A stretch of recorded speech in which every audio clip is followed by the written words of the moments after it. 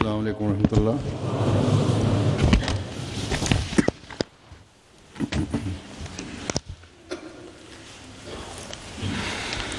أشهد أن لا إله إلا الله وحده لا شريك له وأشهد أن محمدا عبده ورسوله أما بعد فأعوذ بالله من الشيطان الرجيم بسم الله الرحمن الرحيم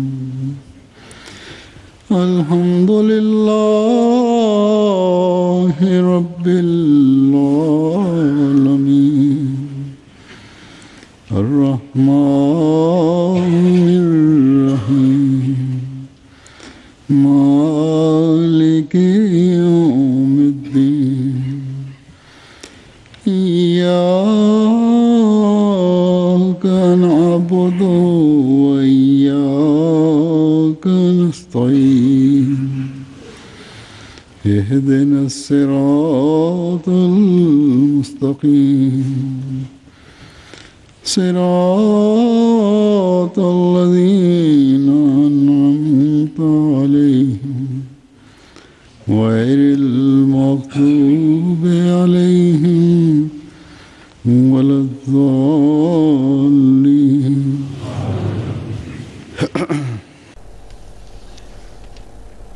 Në Gjuman e kaluar kisha lexuar një transmetim, pra një hadith, që në betejën e Hendekut erdhi një kohë kur Hazrat Profeti Muhammed sallallahu alaihi wasallam dhe ashabet e tij i bashkuan 5 namazet për shkak të sulmeve të vazhdueshme nga kundërshtarët. Për këtë Naim sahibi i departamentit të gjuhës arabe më dërgoi një referencë të Hazrat Mesihut të premtuar alayhis salam që e hedh poshtë këtë transmetim. Pas deklaratës Hazrat Mesihut të premtuar alayhis salam, sigurisht nuk ka vend për të diskutuar, sepse ai është imam i kësaj kohe.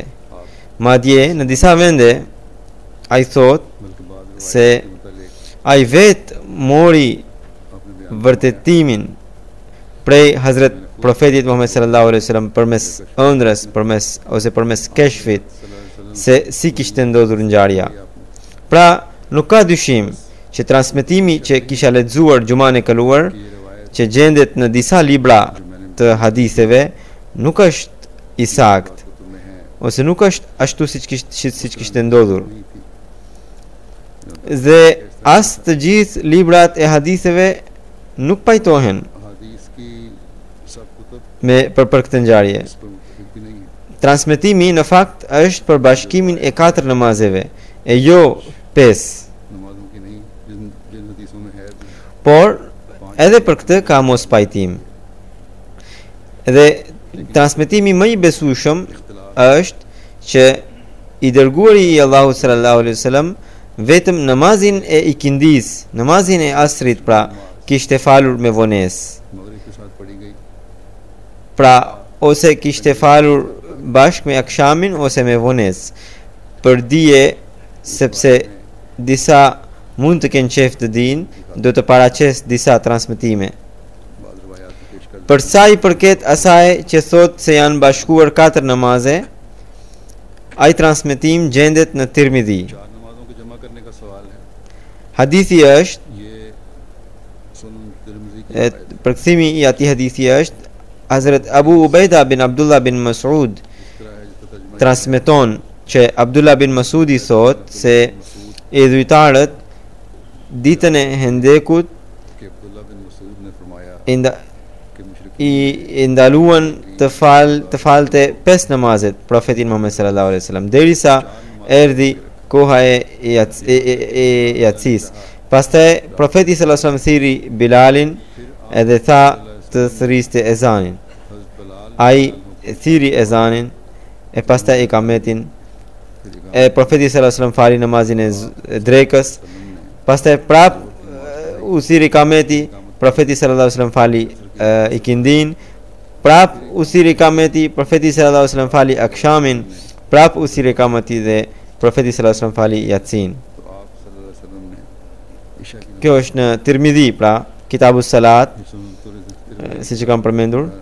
Edhe Baihaqi e transmeton këtë që u botua nga shtypshkronja Maktabatur Rushd, një shtypshkronje është që u botua atje në vitin 2004. Pra thjesht për referencë. Në Sahih Buhari edhe Muslim dhe Sunan Abi Daud transmetimi është nga Hazrat Ali radhiyallahu ta'ala anhu, që thot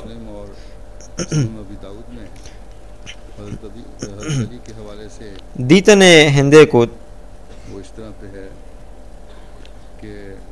Hazrat Ali radhiyallahu ta'ala anhu thot ditën e Hendekut Hazrat Profeti Muhammad sallallahu alaihi wasallam thot nuk izutarët nuk na lën të falim salatul wusta, pra namazin e mesit, derisa perëndoi dielli, Zoti i mbusht shtëpitë e tyre me zjarr. Pra ishte namazi i esrit. Sidoqoftë, ajo që doja të tregoja që Hazrat Profeti Muhammad sallallahu alaihi wasallam kishte kaq shumë breng për humbjen e namazit, saqë i mallkoi kundërshtarët. Vetëm në këtë rast i mallkoi kundërshtarët. Në këtë rast rritet më shumë vlera e asaj që doja t'ju tregoja. Hazrat Profeti Muhammad sallallahu alaihi wasallam nuk duronte të humbte as edhe një falje të vetëm, jo 4.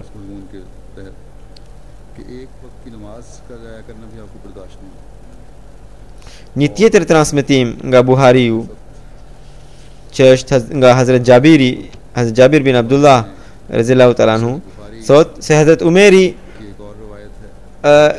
ditën e Hendekut erdhi pas perëndimit të diellit.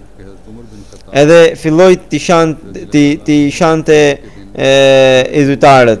Edhe duke thënë se o profet, izutarët nuk më lanë që të falja ikindin. Profeti sallallahu alaihi wasallam tha: "Për Zotin, as unë nuk e kam falur deri tani." Pastaj ata shkuan në vendin pra Buthan. Dhe profeti sallallahu alaihi wasallam mori edhe ashabët e tjerë morën abdes, edhe pas perëndimit të diellit ai fali akshamin, pastaj fali ikindin, pastaj akshamin. Hazrat Allama Ibn Hajar Asqalani që shkroi komentimin e Buhariut Fathul Bari thot Ibn Arabi vërteton që falja që nuk u fal në kohë nga profeti Muhammad sallallahu alaihi wasallam ishte vetëm një, edhe ajo e ikindis. Ose ishte falur pas kohës ajo falje, pas kohës së akshamit ose pas perëndimit të diellit.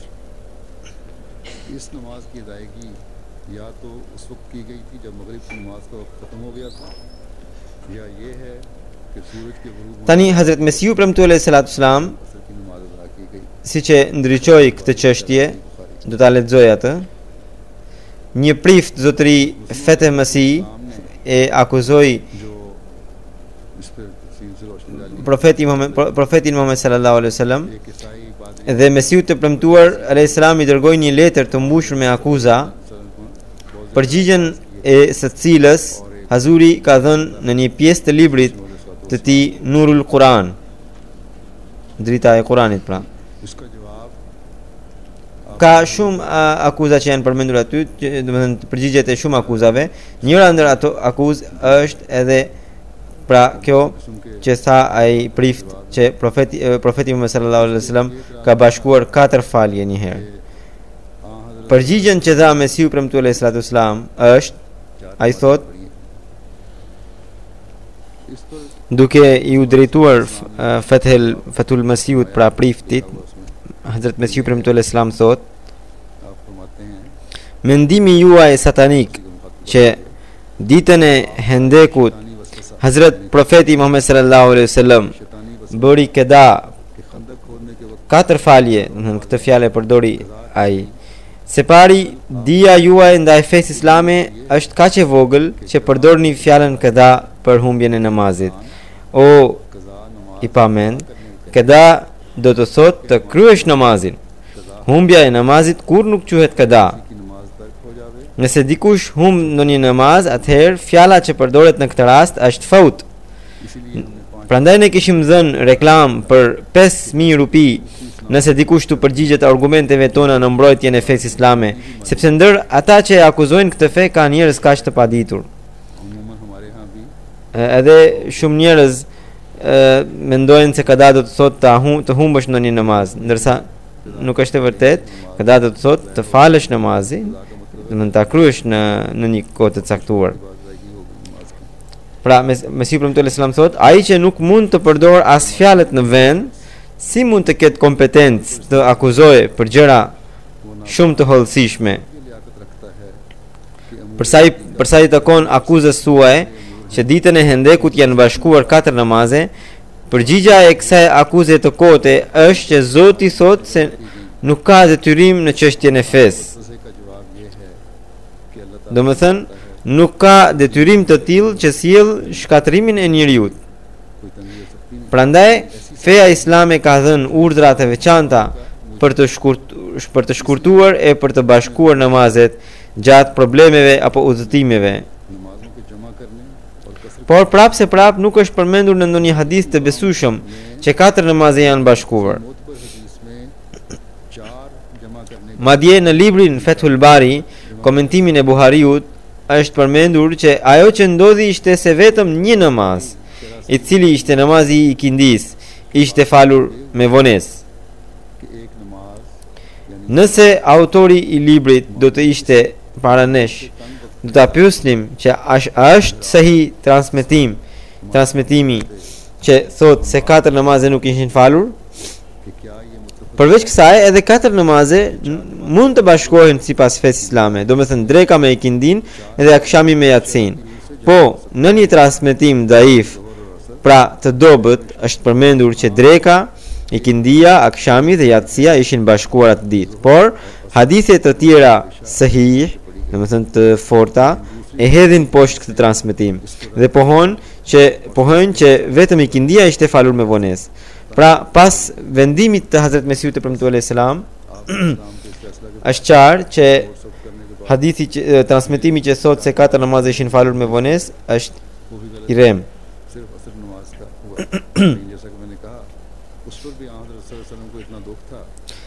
Si të qoftë, dobia e kësaj ishte edhe kjo që ne kuptuam se që sa Mesiu premtuar alayhi salatu wasalam.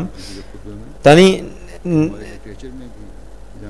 edhe në literaturën tonë ne duhet të shikojmë se ku është përmendur ky transmetim. Hazrat Mirza Bashir me gjithashtu tregon pra në historinë që ka shkruar ai për Muhammedin sallallahu alaihi wasallam, por këtë transmetim e ka shkruar me fjalët e William Mjorit, i cili e akuzonte fen islame.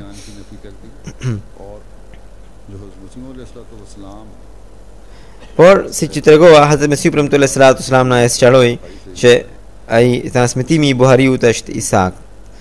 Në një vend tjetër, Hazrat Kalifi i 4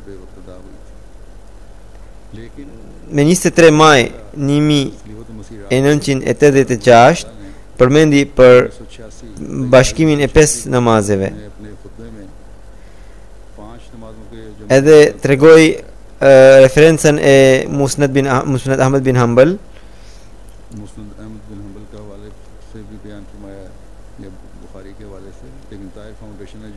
Edhe në një vend ishte dhënë referenca e Buhariut, Kitabul Maghazi, ndërsa në atë vend nuk është përmendur në këtë mënyrë hadithi. Prandaj edhe unë gjithmonë përpiqem të shoh hadithet nga referencat vet, nga burimet.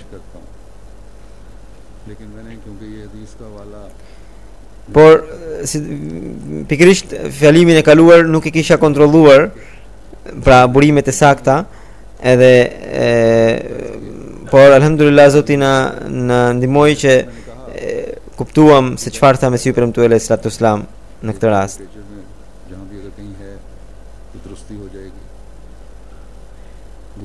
Prandaj gjithmonë them se referenca që ne marrim ka shumë nevojë që ne duhet të shikojmë nga burimet origjinale. Edhe veç kësaj dëshiroj t'ju këshilloj që fjalimet e kalifëve të mëparshëm që do të botoni, që janë duke u botuar, referenca që përmenden ka nevojë që ti referoheni referencave origjinale.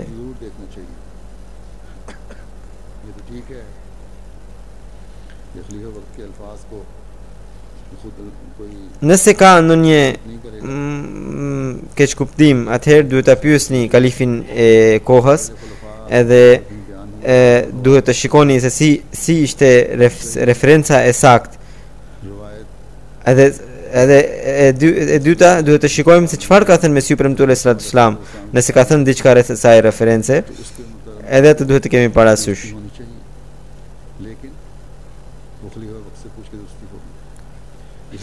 Pra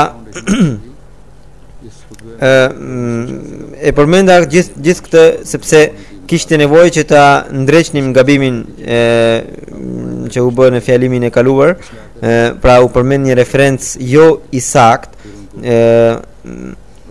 edhe në të ardhmen kështu duhet të kemi si parim që nëse ndonjëherë do të përmendet ndonjë referencë apo ndonjë hadith të cilin hedh poshtë Mesiu premtuar alayhi salatu wasalam ose hadithe të tjera të forta, atëherë ato duhet të korrigjohen.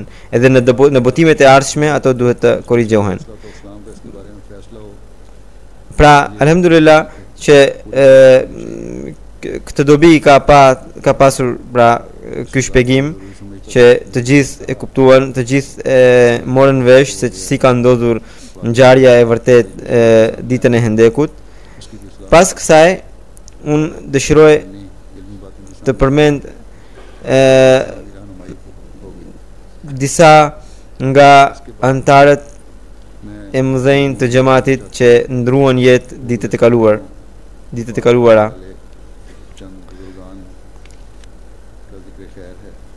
E para është sahibzadi Amtul Nasir sahiba, e cila ishte e bija e Hazrat Kalifit të dytë të Mesiut të premtuar Islam, që ndroi jetë, inna lillahi wa inna ilaihi rajiun, në moshën 82 vjeçe.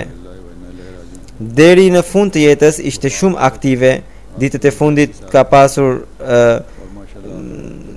probleme në zemër, edhe u shtrua në spital. Duket sikur ishte atak zemre, atak i menjëhershëm, i cili ja mori jetën. Edhe ajo u paraqit te Zoti mëshirshëm. Ajo ka qenë shumë e buzëqeshur, shumë e butë, edhe cilësia e saj ka qenë kujdese shumë, temase shumë për ndjenjat e të tjerëve. Edhe të gjithë që më kanë shkruar ngushëllime të afërmit e saj, kanë shprehur gati të njëjtat cilësi, sepse të gjithë kishin vënë re që sa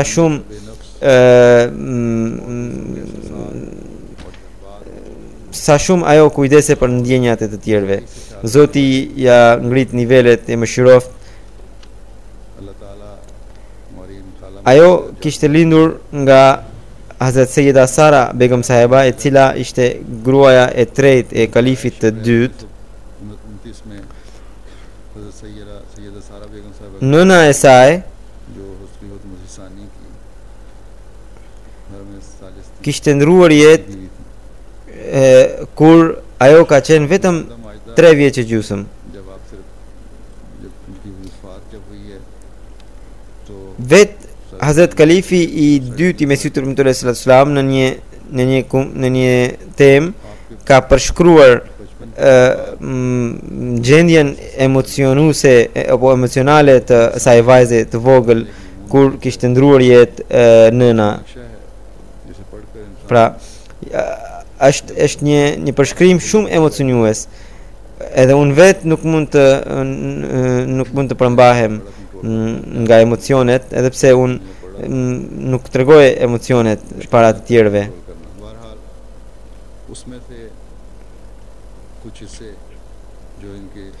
Pra, si që tregova që ajo ishte vetëm 3 vjeç e gjysmë, por edhe në atë moshë, në atë familji, tregoi një model të cilën e përshkruan Hazrat Kalifi I dytë I Mesihut Premtuar Islam. Do të përmend disa gjëra nga tema e tij. Edhe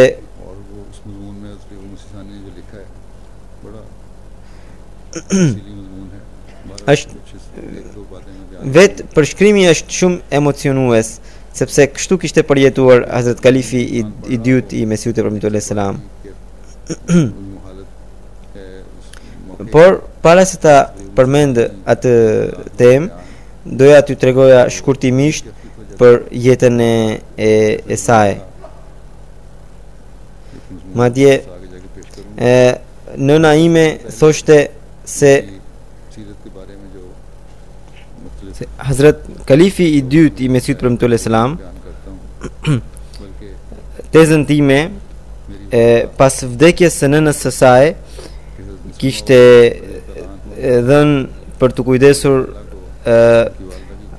nënës së Kalifit të tretë.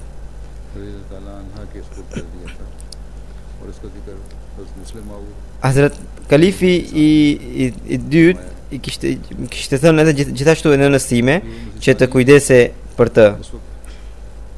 Nëna ime ishte 19 vjeç më e madhe se sa ajo, edhe ishte si fëmijë pra për të. Kur pra nëna ime u martua, atëherë ajo ka qenë e vogël, edhe kur nëna ime po largohe nga shtëpia e saj edhe po shkonte në shtëpinë ku ishte martuar, atëherë ajo ishte mbetur ajo ishte prekur shumë se donte të vinte bashkë me të. Kalifi I dytë e shpjegoi, e tha se jo, nuk mund të ndodhë kështu. Pra, për një kohë të gjatë qëndroi e prekur, por tregoi një durim të fortë. Hazrat Kalifi I dytë I Mesihut Premtuar Islam kishte ndërtuar shtëpi fëmijëve të tij në Rabwa. Tezën, pra të ndjerën edhe nënës time kishte ndërtuar shtëpi afër. Edhe në atë kohë, sipas në fillimet e themelimit të atij qyteti, shtëpit ishin afër, edhe dyer, madje mes shtëpive ishin edhe dyer. Edhe kishim hyrje dalje, unë gjithmonë pash tezën time që ishte shumë mikpritse, nuk shikonte se a është I pasur apo I varfër, mirëpriste çdo kënd. Burri bashkëshorti I saj, Pir Sahib, I cili është djali I Pir Akbar Ali Sahibit, ka preardhjen nga një familje që nuk është ahmediane. Një mbes e tij, pra ose e saj së ndjerës, shkruan që edhe pse familjarët tona nuk janë ahmedian, por e ndjera kishte kujdese shumë, me shumë dashuri familjarët tanë. Zoti bëft që kujdesja që bëri ndjera ndaj familjarëve të familjes bashkëshortit të saj, të bëj që ata të afrohen xhamatit, inshallah.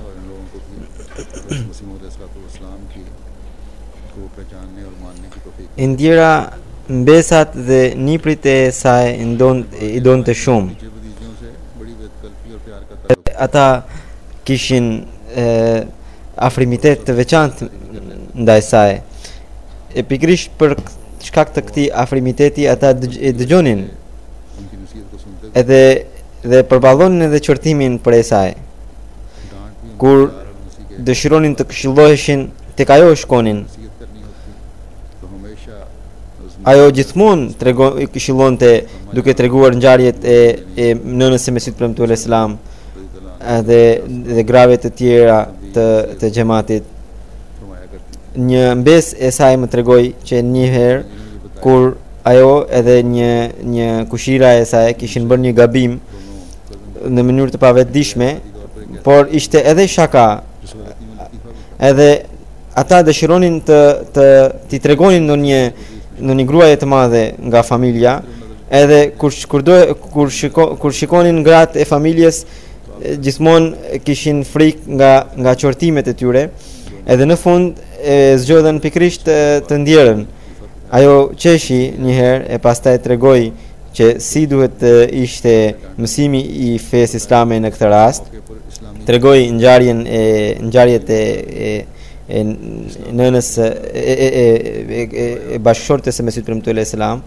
गुजारा नहीं करती जब भी मौका मिलता समझाने की कोशिश करती इस लिहाज से Të gjitha bisedat e saj silleshin rreth faktit që si duhet të jetë sjellja e një gruaje ahmediane. Kur doher kam shkuar në shtëpinë e saj, më priste ashtu siç priste në një njeri të veçantë. Pas kalifatit sjellja ose po sjellja e saj ndaj meje ishte shoqëruar edhe me respekt. Kishte një respekt të veçantë ndaj kalifatit. Edhe këtu në Angli kishte ardhur 2 herë për të marrë pjesë në xhelsa. यहाँ 2 मरतबा जलसे पे आई हैं Pash një respekt të veçantë në sytë e saj ndaj kalifatit. एक इनसे इंतहा था कि मुझे किसी भी Kaq shumë saqë vetë nganjëherë unë ndjeja turp duke qenë i vogël pranë saj.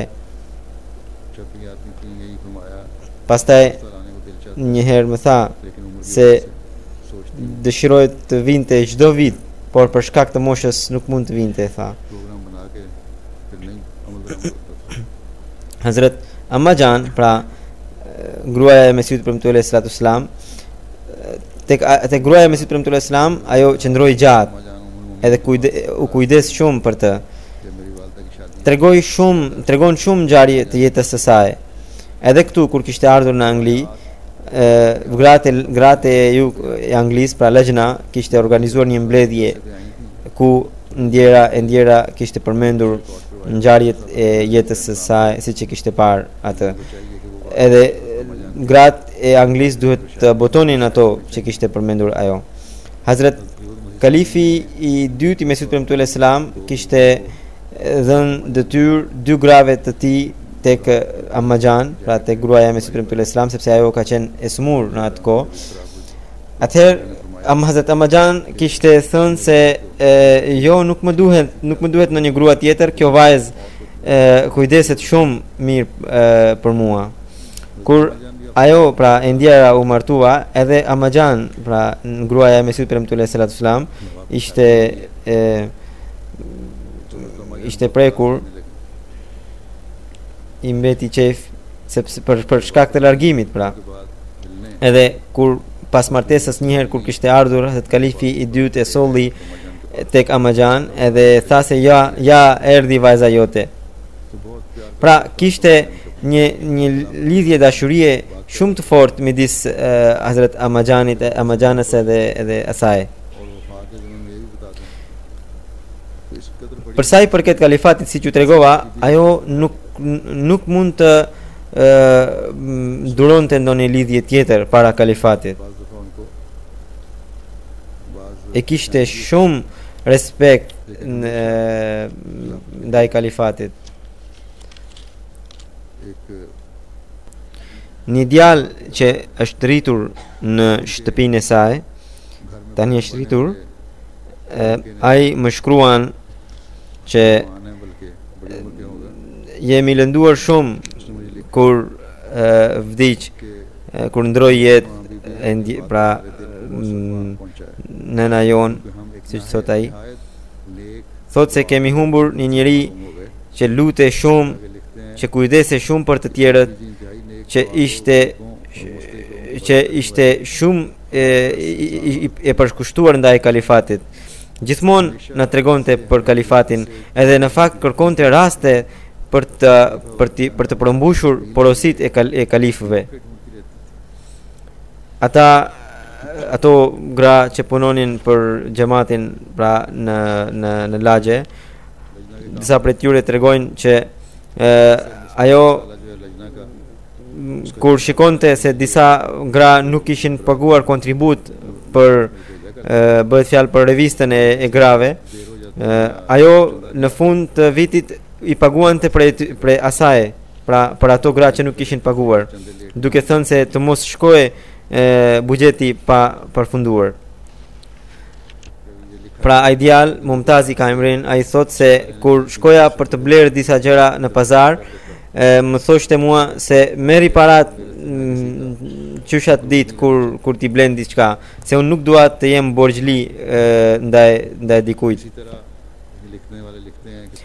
Thot se kur vinin shumë ftesa dasmash apo martesash, ajo më thoshte të shënoja se më tregon kush është ajo vajzë që është e varfër.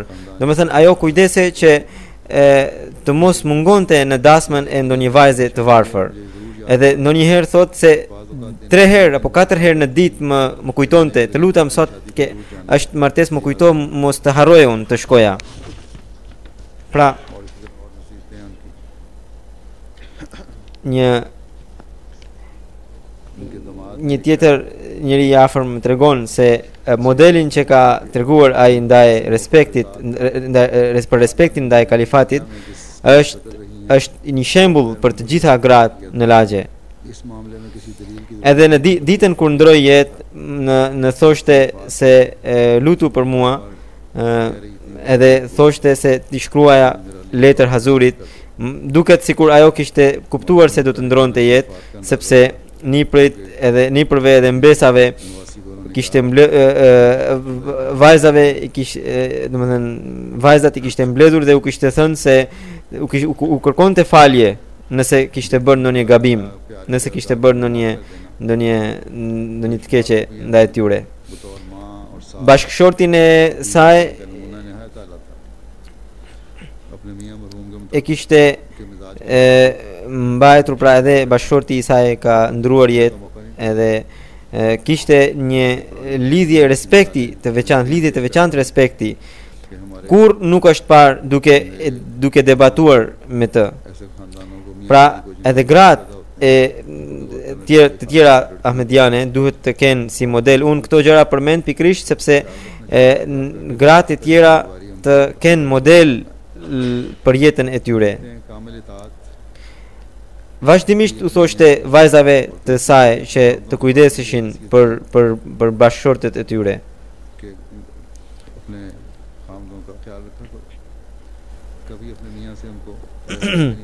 Nuk zemrohe, edhe sikur zemrohe ndonjëherë, vetëm për pak kohë mbete e zemruar, pastaj ishte po ajo gjendje dashurie.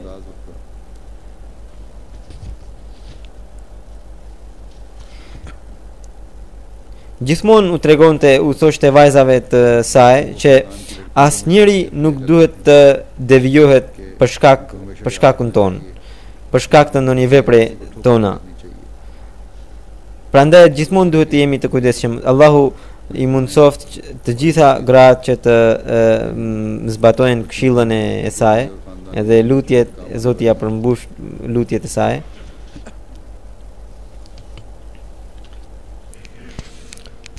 Edhe me punëtorët ai kishte një sjellje të veçantë, të gjithë punëtorët, pra vajzat që punonin aty në shtëpinë e saj, ajo ishte shumë e dashur për to. Vajza që u rritën në shtëpinë e saj, që nga mosha e tyre e vogël filloi të përgatiste e të mblidhte gjërat për martesat e tyre. Vetu apagoi shpenzimet e martesave të tyre. Nga njëherë është vënë re që ndonjë punëtore tjell shumë keq, disa e këshillonin që të përjashtonin nga puna, por ajo thoshte se jo, se e kam përgjegjësi edhe që t'i martoj ato. Si mund të përjashtoj ato nga puna pra? Edhe pas martesës së tyre ndante gëzimet dhe dhimbjet me to. Shpesh këshillonte, domethënë një këshill e mirë për të gjithë ne është, nëse dëshiron të edukojnë dhëndrin. Nëse dëshiron të edukosh dhëndrin, atëherë edukoje nusen. Kurdoher kur i bënte dikujt ndonjë favor, e bënte në atë mënyrë që tjetri nuk të mos preke, të mos kuptonte se po i bëhe favor ndaj saj, ndaj tij. Në 40-ën kur Hazrat Kalifi i dytë kishte bërë thirrje që njerëzit të sakrifikojnë edhe trashëgimit e tyre, ajo i solli të gjitha stolitet e saj.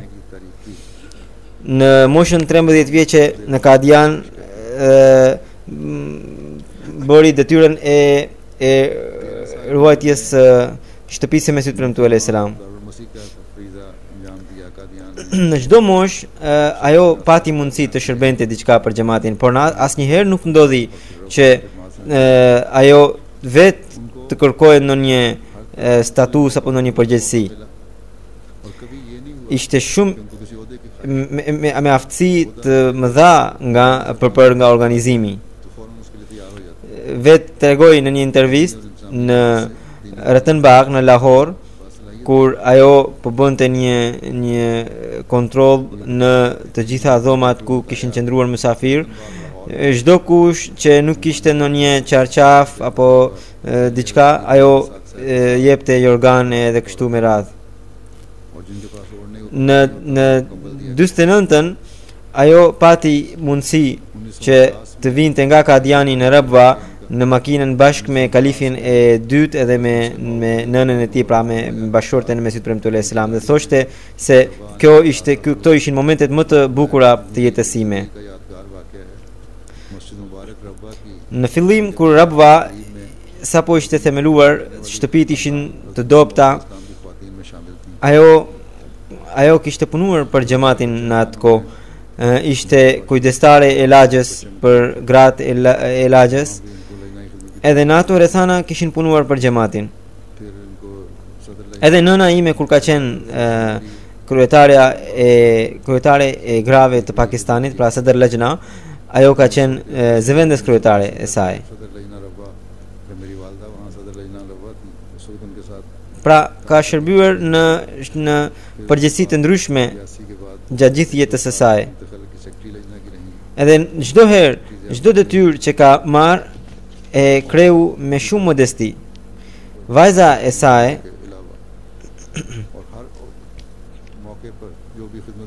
tregon që gjatë sëmundjes saj, kur dikush vinte për të takuar atë edhe nëse nuk mund të takonte për shkak të sëmundjes, pra për shkak se ishte keqe nga ana shëndetësore, atëherë kur e merrte veten, ajo shqetësohej shumë se pse nuk i kishin treguar. Thoshte se nëse shtëpia e kalifit është e hapur për çdo kënd, atëherë pse shtëpia ime të mbyllet për dikë? Thot se ai donte të gjithë vëllezërit dhe motrat e tij. Ai nuk mund të duronte që dikush të bënte pyetje se kush ishin vëllezërit e tij të parë edhe kush të dytë, domethënë kalifi i dytë ka pas disa gra, edhe por ata asnjëherë nuk kanë bërë dallim midis vëllezërve dhe motrave që kishin nga nëna të ndryshme. Ve sepse vetë kalifi i dytë nuk i pëlqente këtë gjë. Thot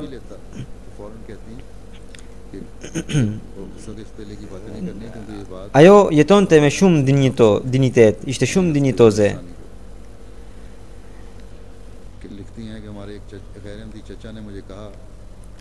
Pastaj duke përmendur nënën time, thot se pra motra më ka rritur अक्सर कहा करती थी कि बाजीजान ने edhe babai im kur I ka dhënë një detyrë motrës time për të më rritur, ajo gjithmonë e ka mbajtur premtimin e saj. वालिदा को जब छोटे बहन भाई बाजीजान कहते थे। Hazrat Kalifi I dytë përmend një ëndër të tij, është një ëndër e gjatë, तस्लीहुल मजीसानी një pjesë e vogël është që Hazrat Sara Begum Sahiba, pra nëna e së ndjerës, vjen edhe I thot kalifit të dytë që pse jeni mërzitur बातों के अलावा me mua. उन्होंने तस्लीहुल Hazrat Kalifi I dytë thot se në ëndër unë I përgjigjem si ka mundësi që unë të mund të mërzitem कि मैंने ख्वाब में उनके me ty कि मैं pasi ti më ke dhuruar një vajzë si Qiro, pra me dashuri asaj e thirrim Qiro. Atë e thirrim Qiro. Pra kur më ke dhënë një vajzë kaq të bukur, kaq të mirë, si mund të mërzitem nga ti unë? Ajo kishte kujdes të madh që ishte e bija e kalifit të dytë. Edhe një ngjarje që ajo tregoi shpesh, thot se një herë ajo do të shkonte në shtëpinë e vllait të saj, e cila gjendet më tan rrugës, edhe ishte shumë afër. Edhe në vend që të merrte shamin, ajo vetëm mori një çarçaf edhe mbuloi kokën edhe u nis për në shtëpinë e tij. Edhe kur doli nga shtëpia, në atë rrugë po vinte kalifi I dytë. Pra biri I premtuar selam, biri I premtuar Zelet Alanu, ndoshta po vinte nga zyra e tij, atëherë zyra e kalifatit aty ka qenë. Thot se nuk kisha çare pa u kthyer menjëherë në shtëpi.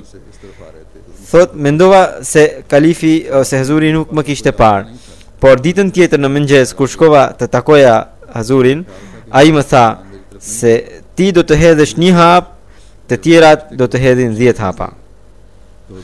Pra kaq shumë ajo kujdese për porosit e kalifit, porosit e Hazurit.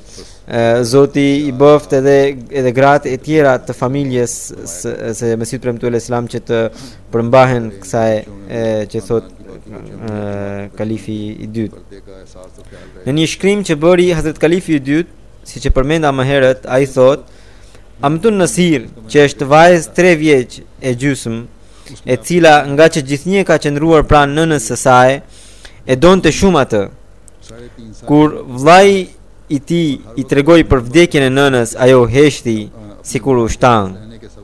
Ajo nuk kuptonte se çfarë është vdekja, vetëm nëse dikush tjetër t'ia shpjegonte. Nuk e di se çfarë I kishte shpjeguar vllai I saj, që ajo as nuk qau e as nuk bërtiti, vetëm sille e heshtur. Kur kufoma e Sarës, pra nënës së saj, ishte vendosur në krevat dhe gratë e xhamatit po qanin, atëherë tha: "Nëna ime po flen sepse këto pse këto po qajnë? Kur të zgjohet nëna ime, do t'i tregoj që kur ishe në gjumë, këto gra po qanin para teje." Kur kishte ndodhur vdekja e nënës së ndjerës, Hazrat Kalifi I dytë, pra bashkëshorti I saj, kishte qenë në një udhëtim dhe në varrim nuk kishte marr pjesë. Ai thot kur u ktheva nga udhëtimi dhe e putha Amtun Nasiren, pra të ndjerën, sytë e saj ishin të përlotur, por ajo nuk qante.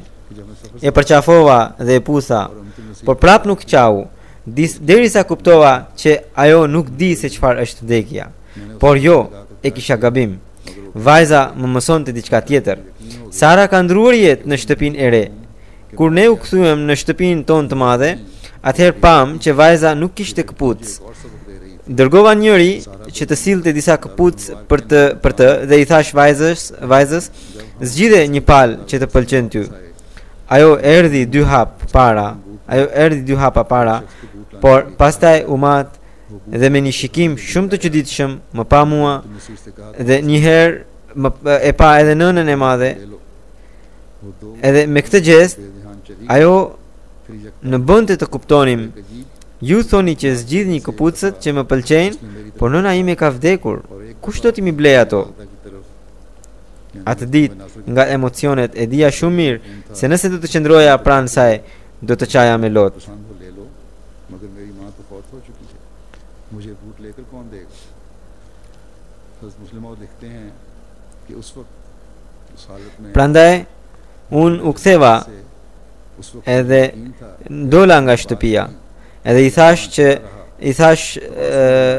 në Umenaseres që të merrte atë. लिया और ये कहते हुए वहां से चल दिया कि बूट अपनी उम्मी जान के पास ले जाओ Në shtëpinë tonë gruan time të madhe, të gjithë djemt edhe fëmijët thonë ummi, edhe nënat e tyre i thonë nënave të tyre u thonë ammi. कहते हैं तो मैंने जाते हुए मुड़कर देखा Pra, ngjarjet që pësuan më vonë vërtetuan se ajo edhe pse ishte e vogël e kishte ndjer तरफ जा रही थी vdekjen e nënës së vet, के हालात में समझ por e duroi shumë. कि वो अपनी वालदा की वफात Pastaj Hazrat Kalifi i dytë bën një lutje që Zoti e mbroft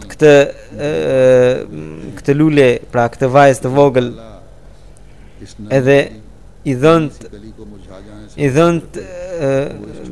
dhunti të mëdha शराब का edhe pasardhësit e saj të fitojnë bekimet prej saj.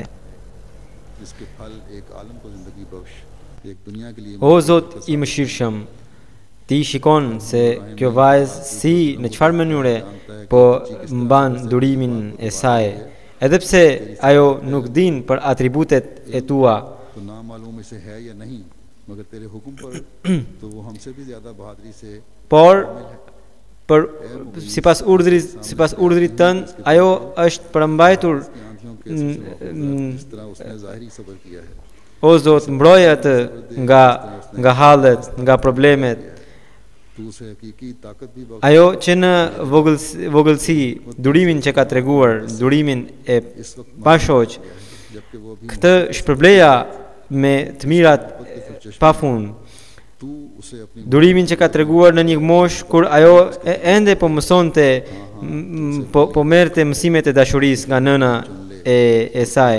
हाँ सिर्फ तेरी मोहब्बत की O Zot, në vend të si shpërblim të këtij durimi, तू उसे दुनिया की नेमत भी दे merre në strehimin tënd, po merre në rrugën tënde këtë vajzë. तो दुनिया से ऐसा ताल्लुक हो जैसा कि कोई शख्स बारिश के वक्त एक कम Ajo të fitoj shumë nderime, por edhe अल्लाह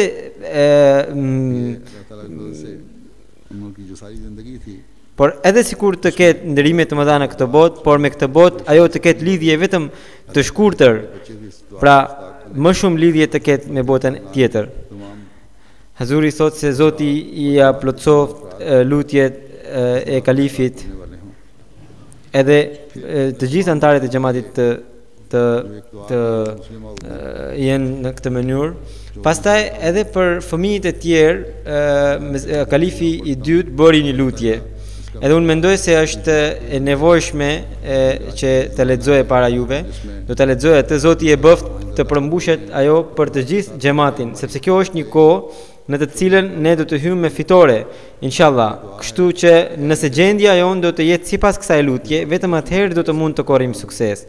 Lutja e Hazrat Kalifit të dytë ishte: O Zoti im, ty të paraqes edhe fëmijët e mi të tjerë, ata të mos bëhen qenë të botës, की रहनुमा हो por të jenë shpend të xhenetit tënd, të jenë shtylla të fesë dhe lojtar të shtëpisë tënde, të jenë yje të qiellit, që bëhen udhëzues të njerëzve në errësirë dhe udhërrëfyes të humburve, të jenë si dielli i ndritur që zhduk errësirën dhe hap rrugën për përpjekje e përparime. O Zot, je ti që zgjon të përgjumërit dhe bashkon të humburit. Fëmijët e mi të jenë pemë dashurie, frutat e të cilave të jenë krejtësisht të pastra nga mëria dhe xhelozia, të jenë si ai pus i rrugës që është i rrethuar me pemë të higjera, ku çdo udhëtar i kaputur, qoftë i njohur apo i panjohur, qëndron për të pushuar, ujit i të cilit i shuan etjen çdo të eturi, dhe hija e gjerë e pemëve të cilit merr në strehim çdo strehim kërkues. Ata të jenë ndalues të dhunës dhe ndihmës të shtypurve, të jenë ndër ata që e pranojnë vdekjen për t'i dhënë jetë botës, që vështirësitë i mbajnë për veten dhe rehatit u japin të tjerëve, të jenë vullnet hekur, zemër butë në sjellje, strofa e tyre të jetë e hapur për të gjithë, të jenë konkurrent të mirësisë, të mos jenë dorë shtrënguar, por as të jenë dorë shpuar që të mbeten qortuar e të mjerë.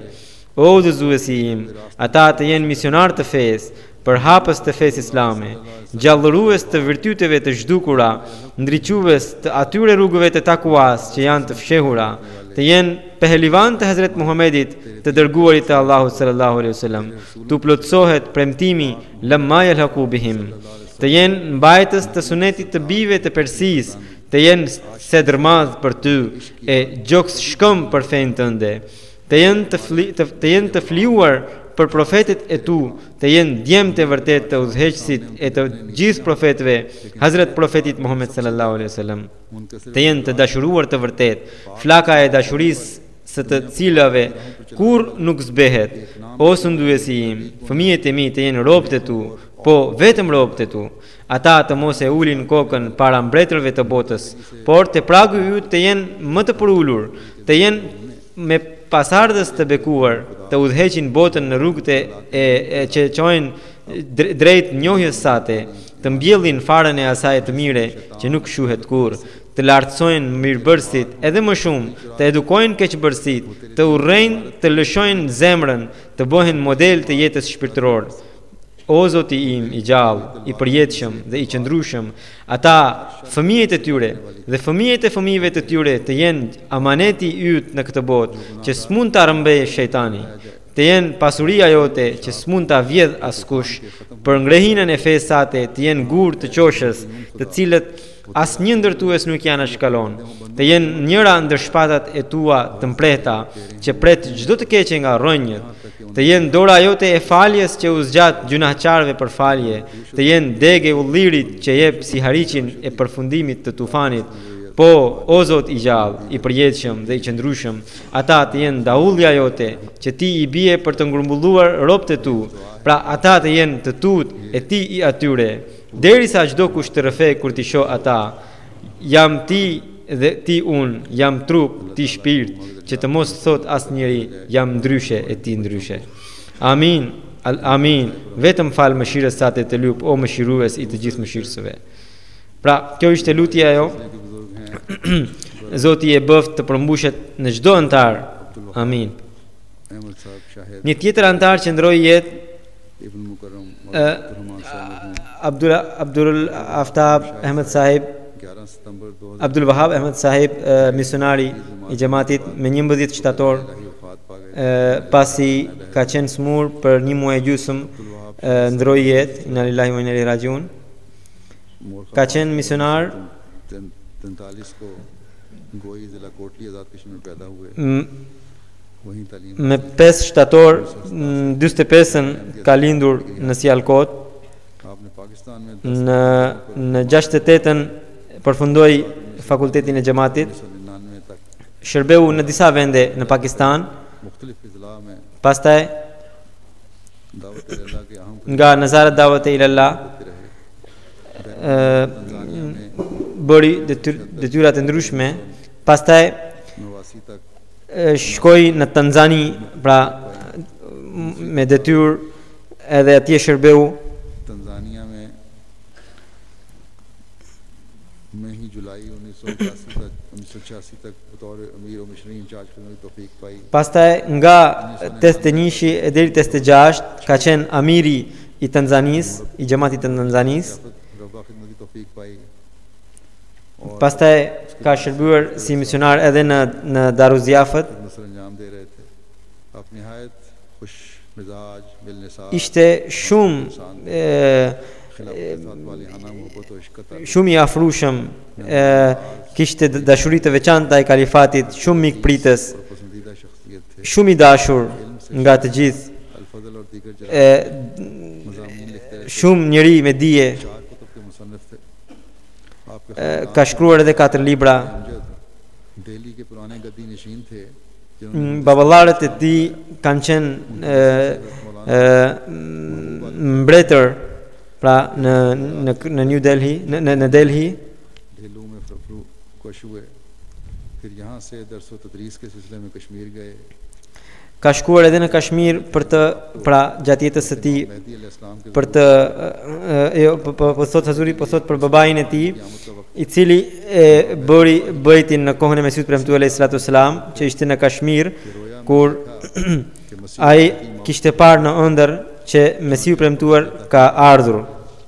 और अपने उस्ताद हज़रत मौलाना बुरहानुद्दीन साहब जेल में से Ai shkoi te mësuesi i tij, pra Maulana Burhanuddin sahibi, dhe ja tregoi ëndrën që a ka ardhur ndonjë imam në këtë kohë.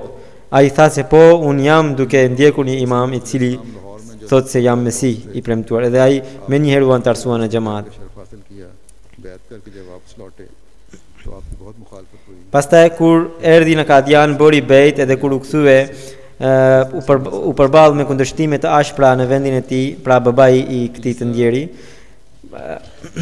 Pastaj një xhenaze e tretë që do ta fal pas xumas का जिक्र है वो मुकर्रम अब्दुल कदीर Fayaz është e चांदी उम्र की सिलसिला Abdul Kadir Fiyaz sahibit, pra një misionar tjetër, उम्र की सिलसिला इब्न मुकर्रम मास्टर गुलाम मोहम्मद साहब चांदी djali i Master Muhammad Ghulam Ahmed sahibit. वफात हुई है इनकी इन्ना लिल्लाहि Edhe ky misionar ka ndruar jetë para ca kohe. मरहूम बच्चों को स्कूल छोड़ने जा रहे थे कि रास्ते में हार्ट अटैक Po shkonte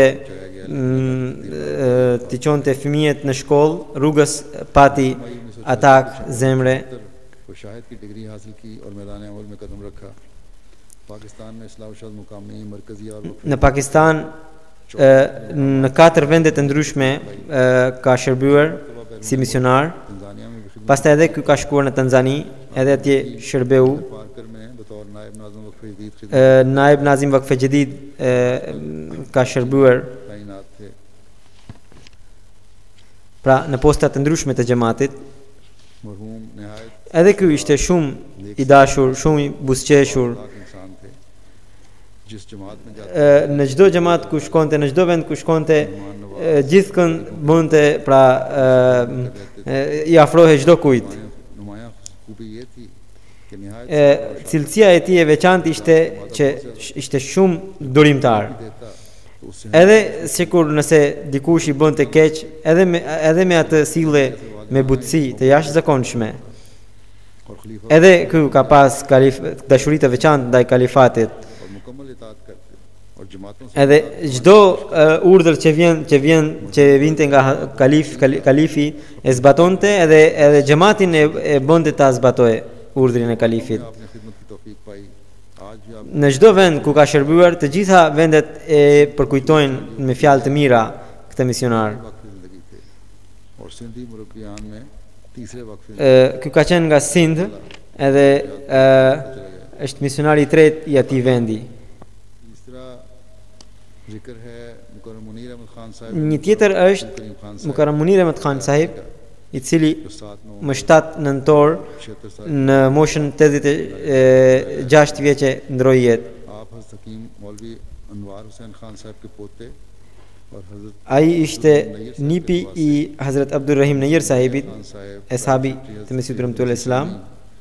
रज़ी तआला अन्हु के भतीजे थे Ishte inxhinier, ishte shumë i zgjuar, जलसा सलाना shërbeu në shumë vende në Gjalsa Salana. होता था रवा में जब पहला रोटी प्लांट लगा तो आपको Në Rabwa, नुमाया खिदमत की तौफीक मिली në बरतानिया के translation në Angli ka shërbyer në përkthime të ndryshme. आपने किश्ती नूह के बारे में तहकीक की और इस पर कुरान बाइबल और ज़माना कदीम की दीगर Qutub Ai shkroi për dijet kuranore të Biblës, pra për librave të shenjtë, për librat e shenjtë. और तकरीबन मुसीराबे Pra ka qenë shumë i zgjuar. अपने दरसल कुरान और सवाल व जवाब की मजालिस में भी Ishte shumë i sinqert, बड़े मुखलस edhe shumë mirëbërës. वाले नेक इंसान थे Gruaja e tij इनकी अहलिया तकरीबन është gruaja e tij është kushirira e kalifit të katërt. Shah साहब के Allahu ja ngrit nivelet. अल्लाह ताला इनके दर्जात बुलंद Unë do të fal namazin e xhenazës të gjithë këtyre që përmenda pas faljes së xumas. नमाजों के बाद उनका जनाजा गायब भी अदा करूंगा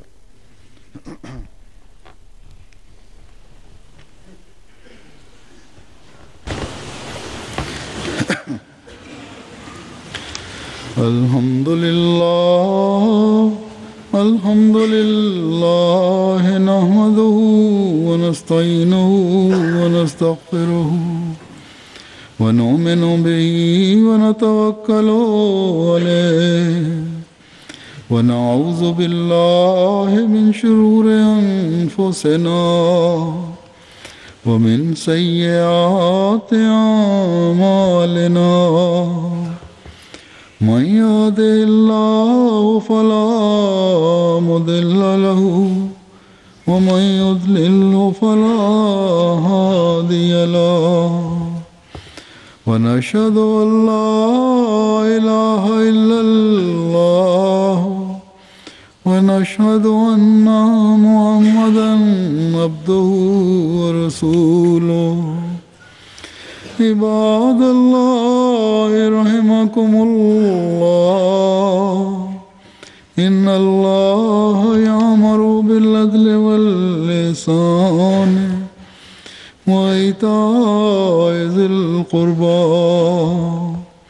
وينهى عن الفحشاء والمنكر والبغي يعظكم لعلكم تذكرون اذكروا الله يذكركم وادعوه يستجب لكم ولذكر الله أكبر.